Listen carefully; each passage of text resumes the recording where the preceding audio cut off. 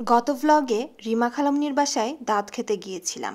আর আজকে সবাই মিলে কার বাসায় দাওয়াত খেতে এসেছি, কি খেলাম এবং সারাদিন কি করলাম, কোথায় ঘুরতে গেলাম, সেটা নিয়েই থাকছে আজকের ভিডিওতে। হ্যালো, আসসালামু আলাইকুম। আমি তমা জান্নাতুল। আমার পেজ তমা জান্নাতুল 2.0-তে আপনাদের সকলকে আবারও স্বাগত জানাই। আজকে সবাই মিলে দাওয়াত খেতে এসেছি ছোট খালামুনি মিতার বাসায়। এসে দেখি ছোট খালামুনি আমাদের জন্য রান্না করতে ব্যস্ত। এক টেবিলে সবাই বসে গল্প আর খাওয়ার যেন এক মেলবন্ধন। আজকের দাওয়াতটা শুধু পেট ভরানোর না, মন ভরানোরও বটে। আজকে বাসায় অনেক মানুষ, ভিডিওতে হয়তো দেখতেই পাচ্ছেন। খাওয়া দাওয়া শেষ করে রুমে ঢুকতেই আমার ক্যামেরা ধরা দেখে সব লজ্জায় মুখ লুকাচ্ছে। একজন হাত দিয়ে মুখ ঢাকে, আরেকজন জানালার দিকে মুখ সরাইছে, আর দুইজন পারলে তো মেহেদি লাগানো হাতে থোবড়া ঢুকায়ে দেয়। কি আর বলবো দাদা, এগুলারে নিয়ে আমার ভ্লগ করা লাগে। এর থেকে তো ভালো আমার মা খালারাই ভ্লগে আসতে চায়।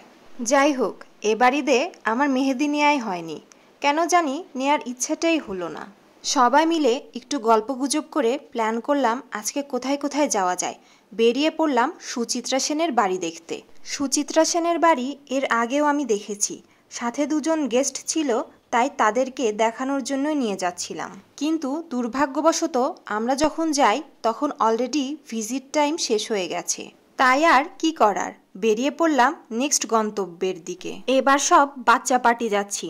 আমি, নূর, উপমা, সান, মুন, আঞ্জুম, মিথিলা, জিম, জারিন, উৎস আর মুনিয়া। আমরা 11 জন ছিলাম বলে রাস্তার সবাই ফুটবল টিম বলে খ্যাপাচ্ছিল আমাদেরকে। চলে এসেছি তারাস ভবনে। এই ভবনের বয়স প্রায় 100 বছরেরও বেশি। ব্রিটিশ আমলের রায়বাহাদুর জমিদারের বাড়ি এটা।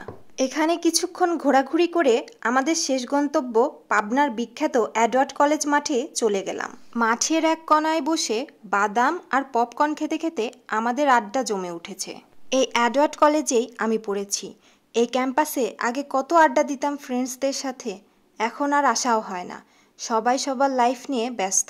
খুব মিস করি সেই দিনগুলো। সাধারণত আমি এই ধরনের কোন আইসক্রিম খাই না, কারণ শুধু বরফ দেয়া থাকে, কোনো ফ্লেভার নাই। কিন্তু উৎস আমাদেরকে এই কোন আইসক্রিম খাইয়ে বলল এটা নাকি অনেক ভালো। খেয়ে দেখি আসলেও অনেক টেস্ট। এরপর ফুচকা খাওয়ার ক্রেভিংস উঠল সবার। ক্যাম্পাসে এসেছি আর ফুচকা খাবো না, তাই কি কখনো হয়? এই ফুচকাটা বেশ মজা ছিল।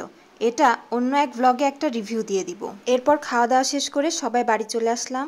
আজকের মতো ভ্লগটি এ পর্যন্তই। দেখা হবে পরের কোনো ভ্লগে। ততদিন সুস্থ থাকুন, ভালো থাকুন। আল্লাহ হাফেজ।